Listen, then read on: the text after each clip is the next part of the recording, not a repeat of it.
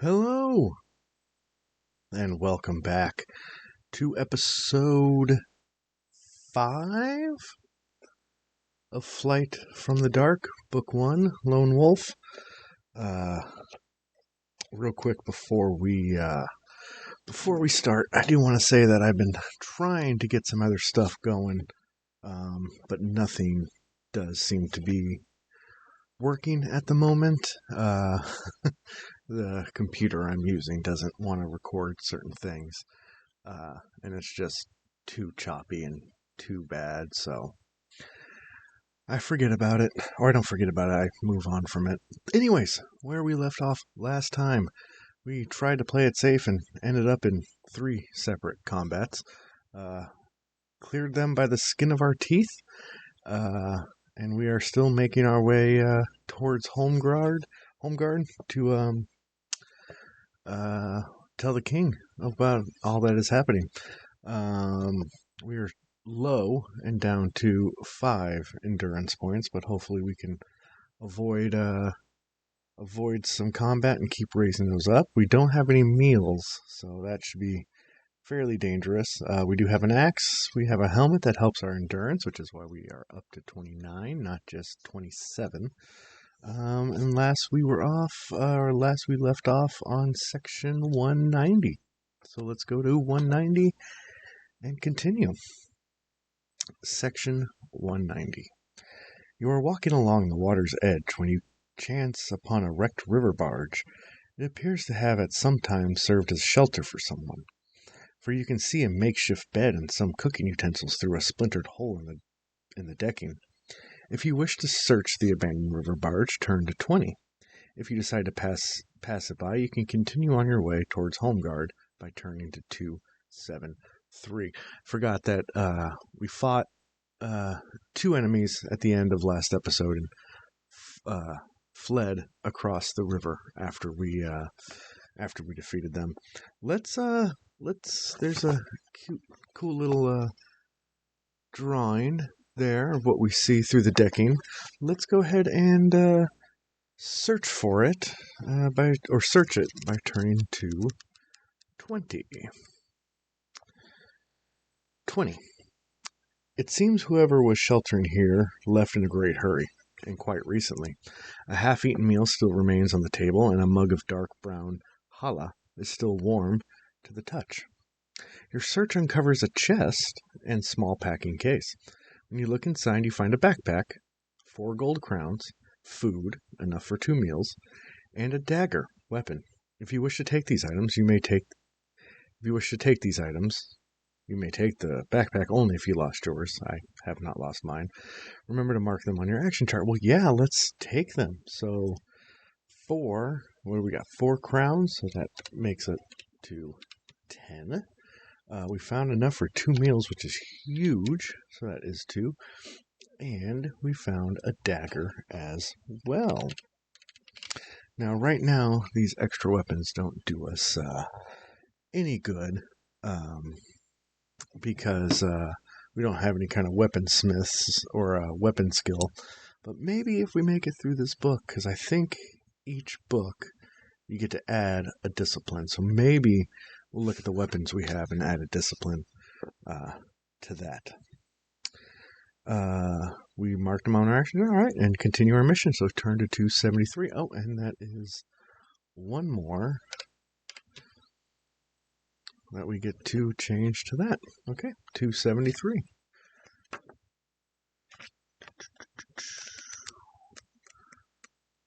Here we go. 273. The outer fieldworks of the city can now be seen. Drawn across the river is a line of barges chained together to form a floating barricade. You can also see soldiers running along the log walls of the fieldworks, and you can hear the faint noise of battle drifting from their west. If you wish to approach the barricades of the river, turn to 179. If you decide to remain here a while in the cover of some nearby trees, turn to 51. Ooh. Let's stay a while and scope it out. If there is a battle anywhere near there, we are in no position to help right now. We are still badly wounded and hurt. So let's turn to 51.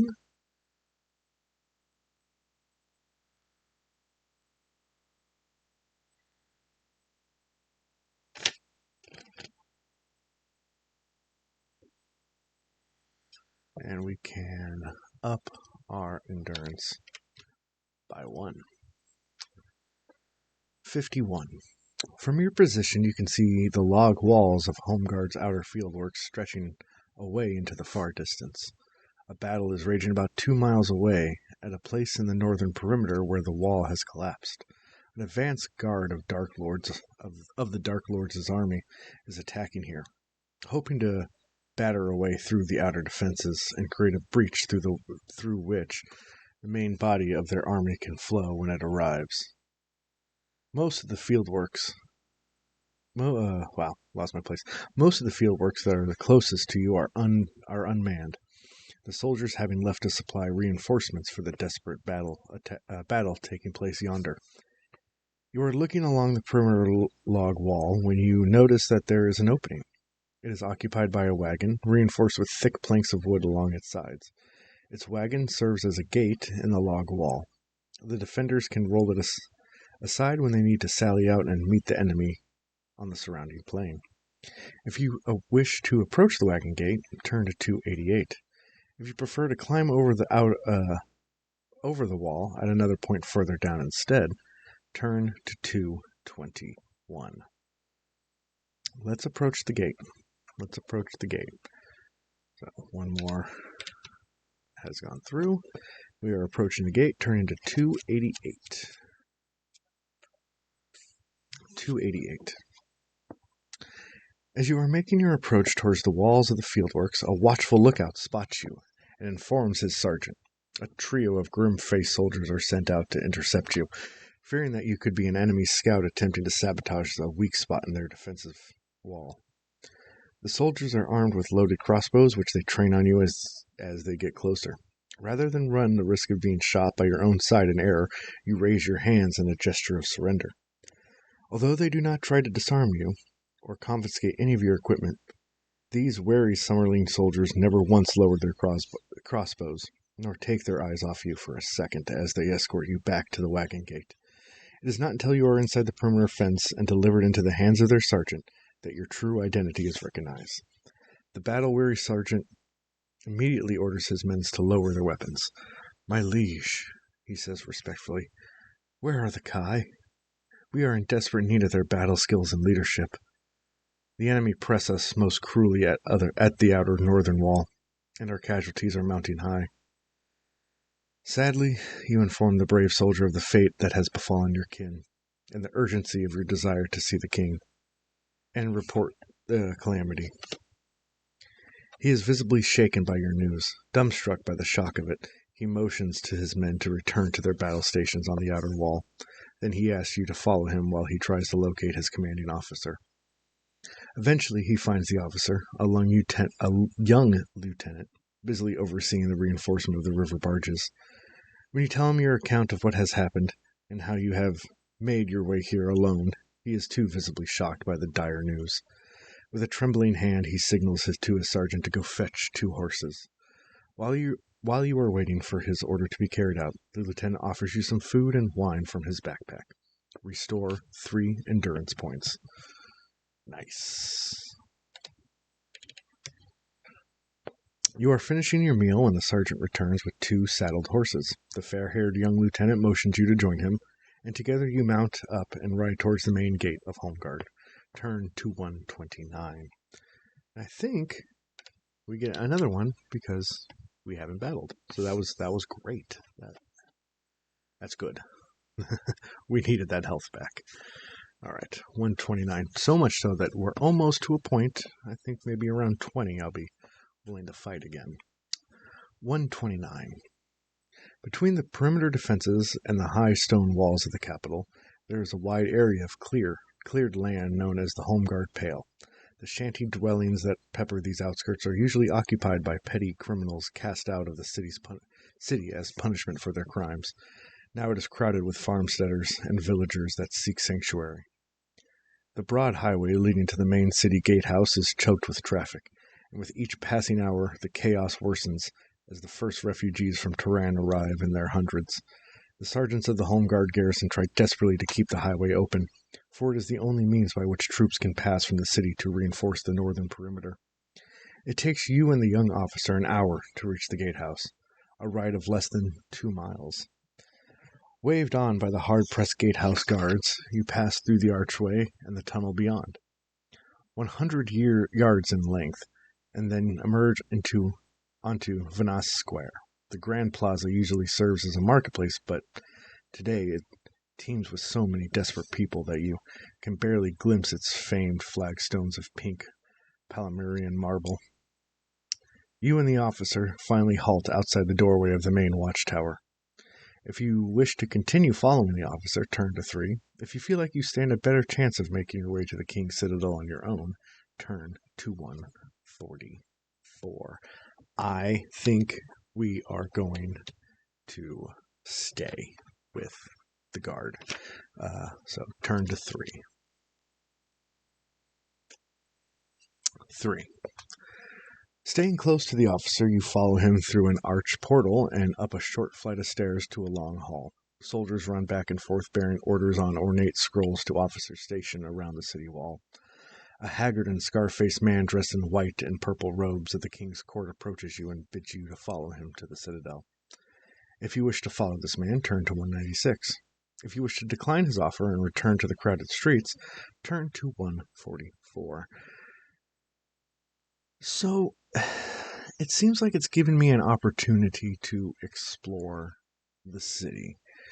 Let's heal ourselves again, thanks to our healing discipline, while we think of this over. I feel like there's so much that could go wrong in the city right now. It's full of refugees, and there could be criminals. There could be just... It doesn't sound good. I think we just follow this man. I think now that we're within the city walls, we trust people. Let's follow this man. We'll turn to 196.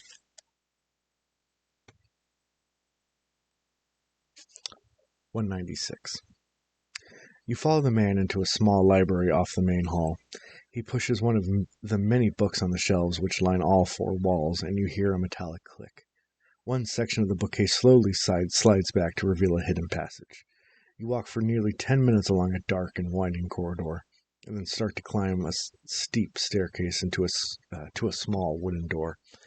The man presses a secret catch and the door opens. You enter a large, plushy decorated bedroom with a huge marble bath that takes up one corner of the room. The man suggests that you refresh yourself here whilst he seeks an audience with the king. You quickly bathe and change into some white robes that have been left out onto a large marble table. Shortly the man returns and leads you through a long corridor lined with exquisite tapestries. You finally arrive at a large door guarded by 2 soldiers wearing silver armor. You are about to meet the king. Turn to 350. Wish we got more endurance points for being able to clean up ourselves.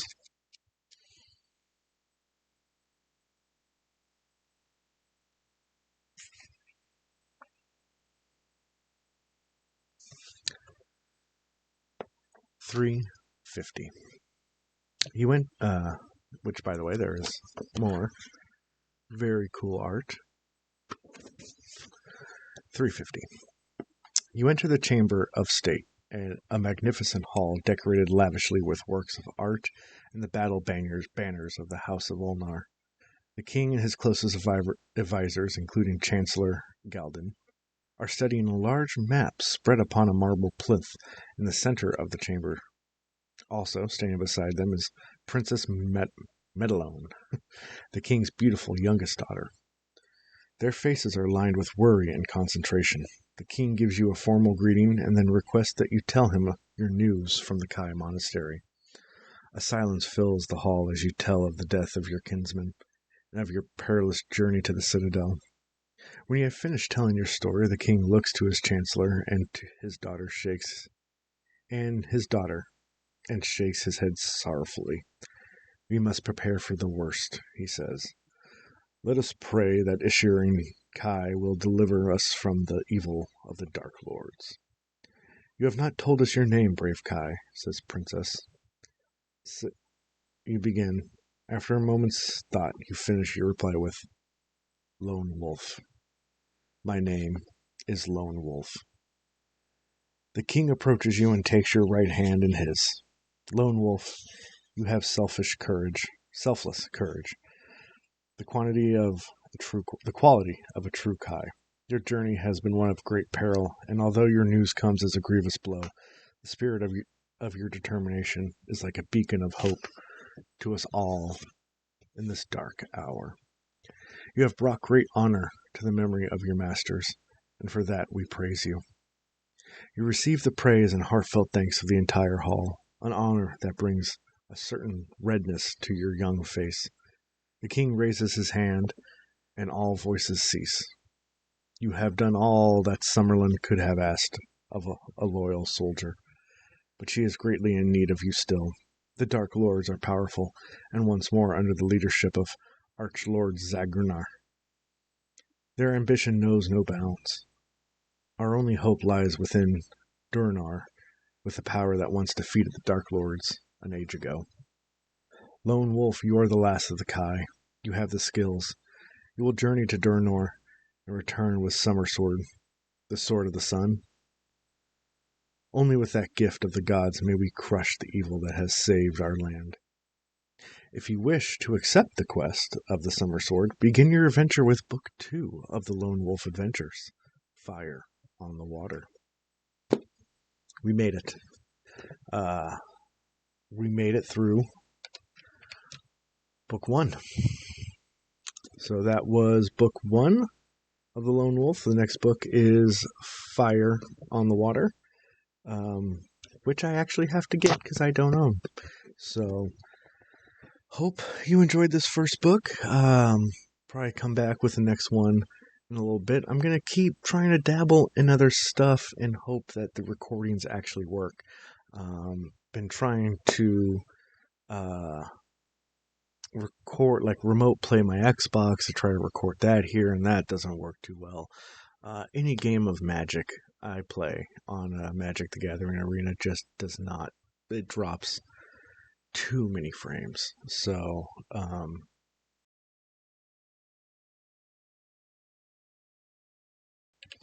sorry, had to sneeze there. It drops too many frames and just can't go on. So, I don't think the second book is available at any of the bookstores in my area. I'm going to keep looking. And if not, I will just order it online and get it. I'm going to make a note here that is finished. We went to all the way up to 350. I don't know how the next book starts, so I don't know if we get to heal all together. So I'm just gonna. I know that this action chart and all that is good for the first 5 books. So we will leave it where it's at. Definitely make sure I save all of that. And that's it for the first. The first book is done. So thanks everyone. And I will see you very shortly or around, hopefully.